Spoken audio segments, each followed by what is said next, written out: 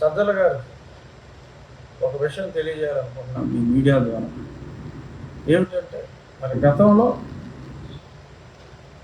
నాకు అప్పటి ప్రభుత్వానికి అంటే మరి ఇతను ప్రభుత్వంలో కూడా ముఖ్య సలహాదారుడు కాబట్టి నాకు అప్పటి ప్రభుత్వం చేస్తున్న ఎన్నో ఆగడాలను నేను ప్రశ్నించినందుకు 2020 సంవేర్ అరౌండ్ ఏప్రిల్ అనుకుంటా, ఏప్రిల్ నెలలో అప్పుడే కరోనా స్టార్ట్ అయినప్పటికీ అన్ని గ్రామాల్లో నా నియోజకవర్గంలోని అన్ని గ్రామాల్లో, నా నియోజకవర్గం అప్పుడు ఉండి కాదు, నర్సాపురం పార్లమెంట్లో ఆల్మోస్ట్ అన్ని మేజర్ గ్రామాల్లో, కొన్ని చిన్న గ్రామాల్లో కూడా, ఆఖరికి ఇక్కడ ఉన్న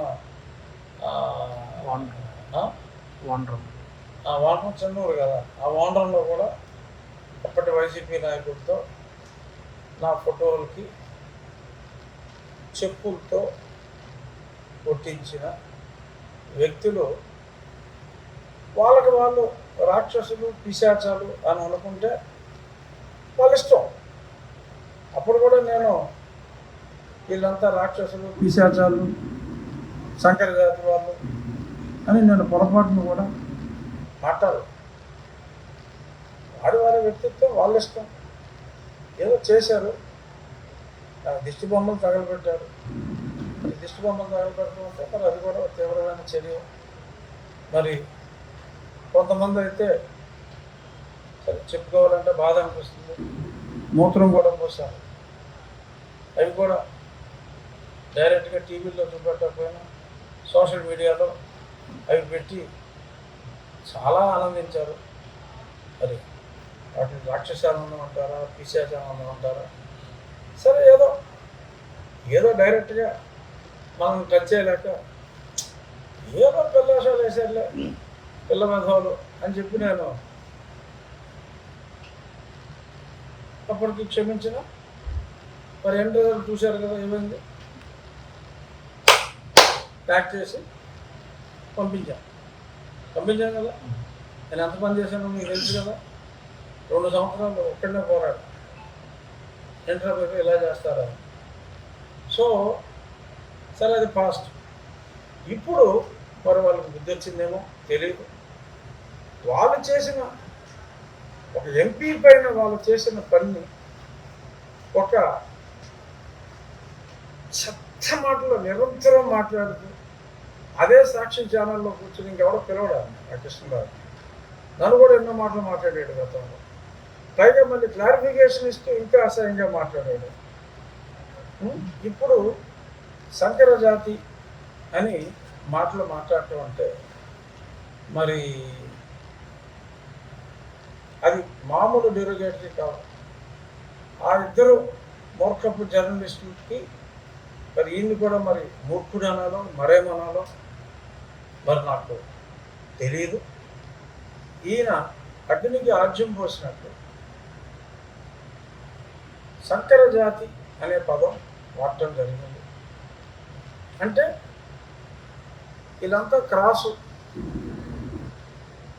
ఇక దాన్ని పూర్తిగా విశ్లేషిస్తే మరీ జుగుప్సాకరంగా అసహ్యంగా ఉంటుంది.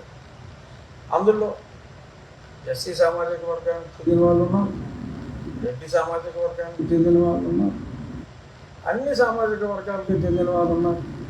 మరి అమరావతి ప్రాంతంలో మరి ఇప్పుడు నేను కూడా మరి డిప్యూటీ స్పీకర్ అయిన తర్వాత, ఎమ్మెల్యే అయినప్పుడు నేను ఇల్లు తీసుకోలేదు, కానీ డిప్యూటీ స్పీకర్ అయిన తర్వాత నేను కూడా అక్కడ ఇల్లు తీసుకున్నా.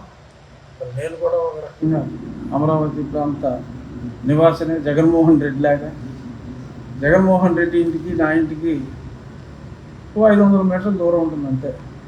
అంతా ఒకటే కాంపౌండ్, ఒరిజినల్ కాంపౌండ్ ఒకటే.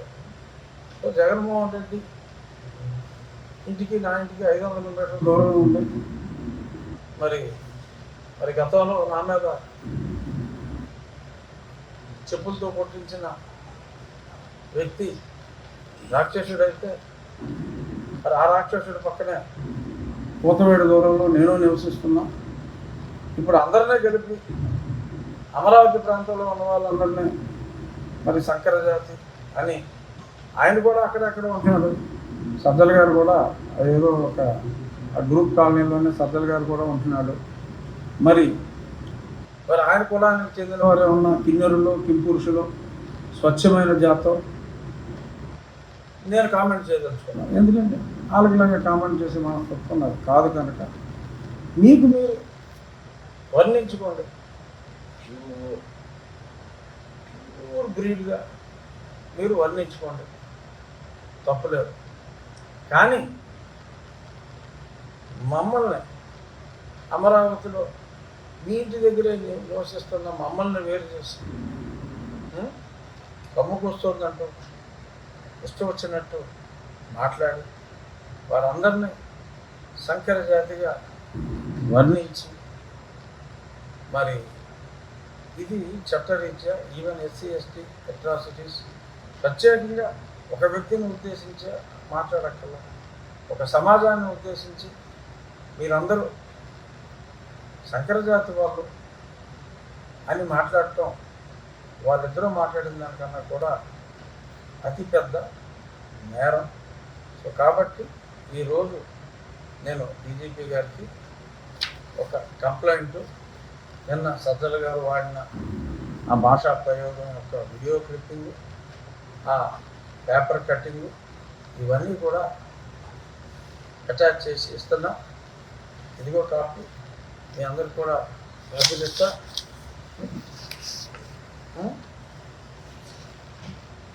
సో షూట్ చేసుకోవచ్చు కొద్దిగా.